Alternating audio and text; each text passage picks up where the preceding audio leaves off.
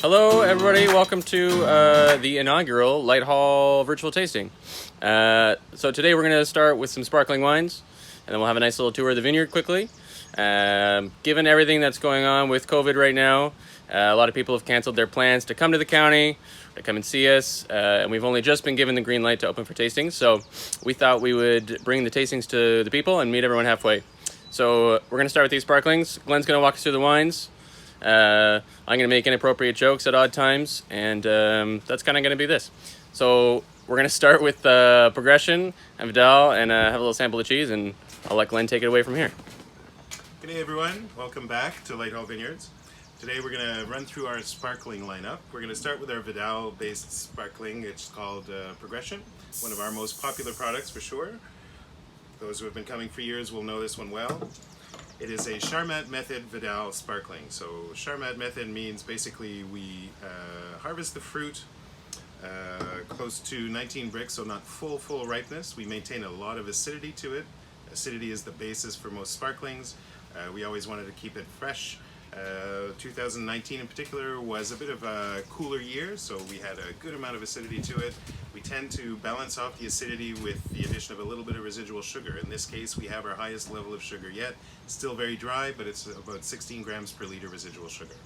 So this wine starts off in the press, gets harvested, gets pressed out, and we ferment it to dryness, and then we clean it up, basically filter it up.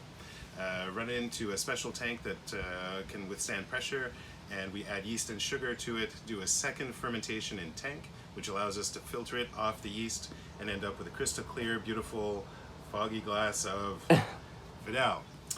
Cheers. This is, again, 2019, fresh and crisp. We've got some green apple, some fresh citrus notes and what have you. I love to have this with a bit of feta. I like something a little rich and a little salty to go with our sparklings. Usually recommend things like chips and pizza and that sort of thing. Oysters, always a good choice. We also make cheese here. We typically pair this one with our feta. Nicely salty and rich and creamy. Cheers. Just one important thing here. Oh yeah, right.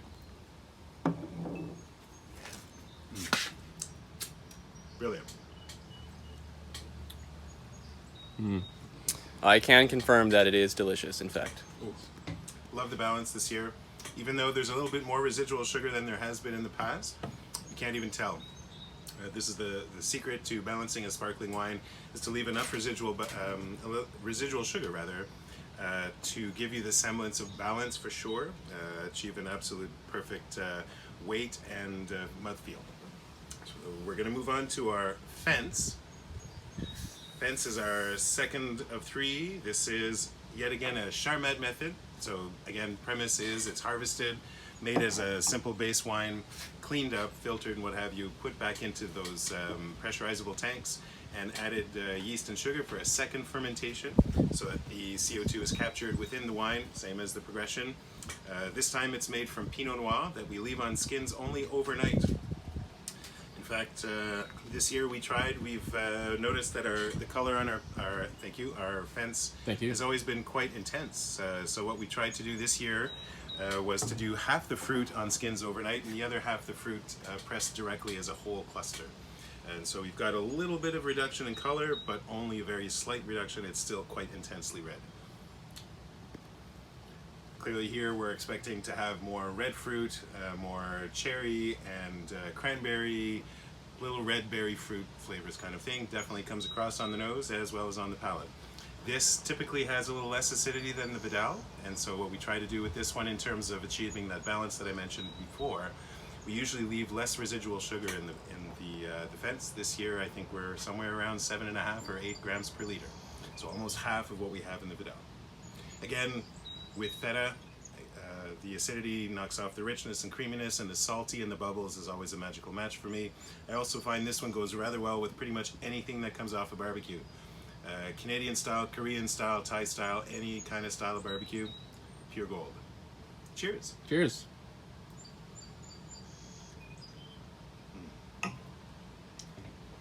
Brilliant. Ooh. That fruit is really lingering as well. I found this year, the Fence tends to have a very long finish. I quite enjoy that one. strawberries, and almost a touch of rhubarb, but just barely. Big on the red fruit. Most definitely. We will finish on what we call culmination. Culmination, again, of course, another sparkling, completely different from the first two. This is 100% Chardonnay, all estate grown. This is all from the farm just next door to where we stand here. This does go through a second fermentation as well. Same idea as the progression and the fence. The difference is that it re-ferments in this bottle. So basically, again, we harvest the fruit, press it out, ferment it, clean it up. We let it go through a malolactic fermentation so that it's more stable in bottle, so it can't re-ferment in the bottle after removing the yeast, after the disgorging. So essentially, clean wine, all stable, add sugar, add yeast, and a few other things to allow us to remove the yeast residual rather easily from the bottle during the disgorging process. That basically, we have a bottle full of wine that's full of yeast. The yeast will settle out. We riddle the bottles. They used to do it by hand. Now we have machines to do this. It's a lot more effective and a little more efficient. Usually gets riddled in about a week. We end up with the bottles upside down with the yeast plug at the tip. We take the bottle out of the riddling machine, put it directly into frozen glycol. It freezes the tip of the bottle, including the yeast. Turn the bottle back around, and the machine then pops the cap off. The frozen chunk of yeast comes right out. We retop it with a bit of sugar if we want, a bit of sulfur if we need, and a little bit of residual wine from from when we bottled it in the first place, that we've kept clean and sulfured since we first bottled this. This aged and fermented and aged in this bottle for 2 years before we disgorged it. So this is 2016 vintage. We expect here not the same kind of mouthfeel as we have for the other two sparklings. This is a lot deeper, a lot richer. The wine is aged for a couple of years before it's bottled, before it's disgorged and released. It's also spent 2 years in contact with yeast. So this is where we get a lot of the bready, kind of nutty, macadamia kind of thing, notes and what have you. Here, Chris, if you want to give me your glass, we'll just give a bit of a rinse after the rosé. Oh, just please. To get rid of that loveliness there. Glenn, why don't you talk about the difference in bubbles between the Charmat method wines and the texture of the bubbles in the traditional method wines? The hope is always that the bubbles are the same.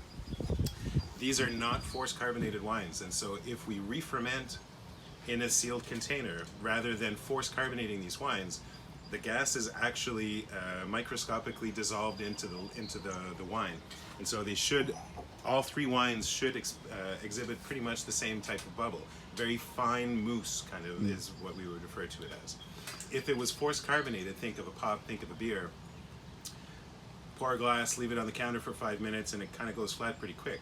This is not the case with these three individual wines.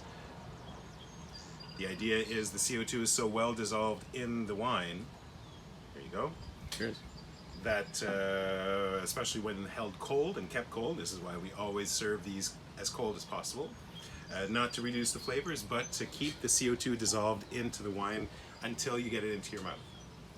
So we have here our disgorged 2016 Culmination, 100% estate grown Chardonnay, just to remind you. All PEC, VQA PEC note there as well. Cheers. Cheers. You'll notice as well a little bit more color on this one as opposed to the progression, just from that age and that yeast character. Most definitely. Chardonnay tends to be a little more intense in color as well as the Vidal. Right. There you go. This with oysters is pure gold. Pure gold. Beautiful. Cheers, folks. Right, we're going to hop over onto the vineyard, and we'll give you guys a little quick show of what we got going on over there. So just bear with us for a moment, and we'll see you over there. All right, here we are in the vineyard. There's Glenn back there. Have a look. This is a little sneak peek at a beautiful new expansion of Light Hall coming soon to you. So keep your eyes peeled. You might get a little more used to this view. We're just outside beside the Chard field here. So I'm just going to walk over to the vines. We are a little bit behind this year. We haven't had our seasonal workers as normal with everything with COVID. Normally we have 5 Thai guys that have been coming for years. We've been able to get them past the border. We actually had a flight for some of them to come this week, and they got to the airport and were told that they wouldn't be able to fly. So we have been making do as best we can. So things are a little bit behind here.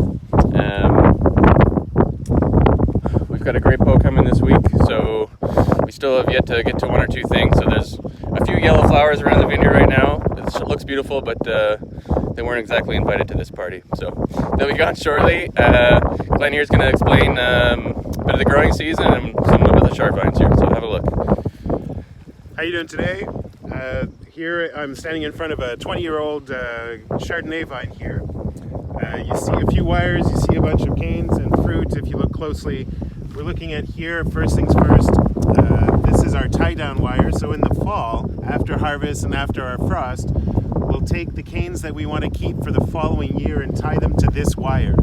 This is our fruiting wire where we'll tie up the canes in the spring in order to carry the fruit and whatnot. Basically in the fall, after we've tied down to this wire, we have to put up some soil to about this level over the fruiting wire if we can. This year we're going to see if we can bring our fruiting wires a little bit higher, but nonetheless the idea is to bury these wonderful canes to allow this to occur the following year. We've got some canes here that are new from this year. Last week they were about up to here. We've had some gorgeous weather, a goodly amount of water, not overly wet but just enough. Basically they've doubled in length in a week.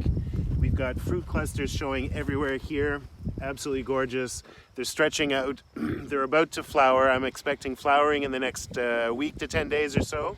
We see here on one vine we've got somewhere around 2 kilos potential of fruit here. This is about what we're shooting at in Prince Edward County. A little more than 2 tons per acre, and we end up having difficulty ripening it, and so we like to keep the yields at somewhere around 2 kilos a vine. Again, this vine here, as you can see, is a little gnarly, a little old. This is a 20-year-old Chardonnay vine that's been loved and cared for years. So we're looking forward to seeing what we can get out of them this year, and we'll go from there. We've had a spray on already. The weather, again, has been so gorgeous that the stuff is just growing by leaps and bounds on a daily basis. You can almost hear them growing. Gorgeous day for it again. There it is. All right, let's take a closer look here. So we'll start down at the trunk and crown down here.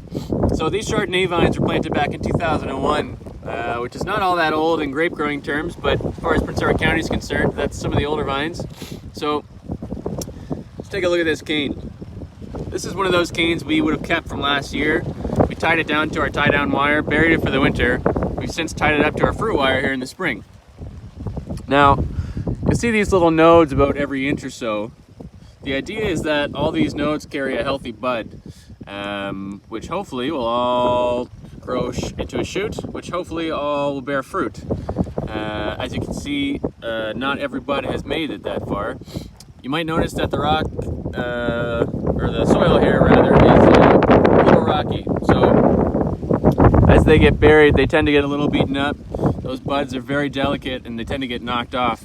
And that's really what contributes to the low yields here in the county. Somewhere like Niagara is warm enough, they don't have to bury, so they tend to not lose as many of those buds and therefore have a bit of a higher yield.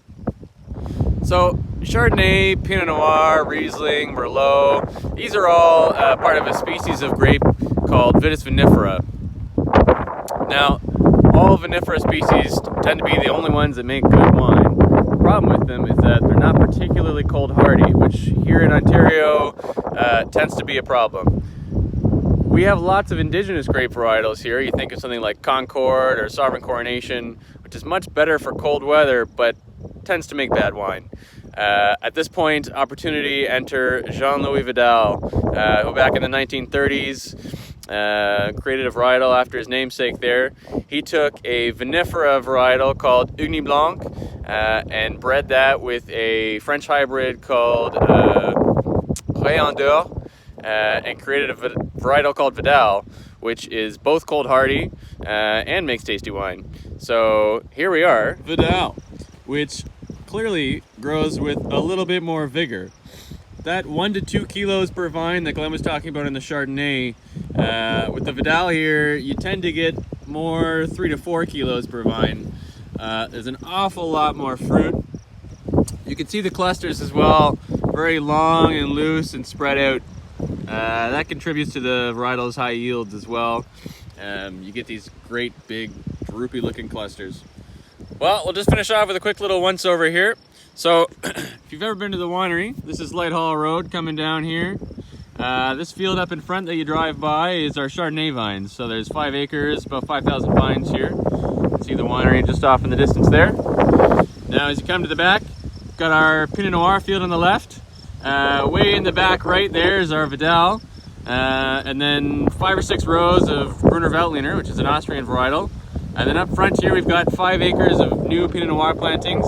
These went in the ground last year, so hopefully next year we'll start seeing a little bit of fruit off of those. This here is our frost protection fan, which we very rarely use, thankfully, but when you do use it, it's worth its weight in gold. The idea is it'll reach the entire length of the vineyard all the way around. The idea is just to take a bit of the warm air from above and blow it down towards the trees and just give that extra 1 or 2 degrees difference to help keep the grapes protected from the frost.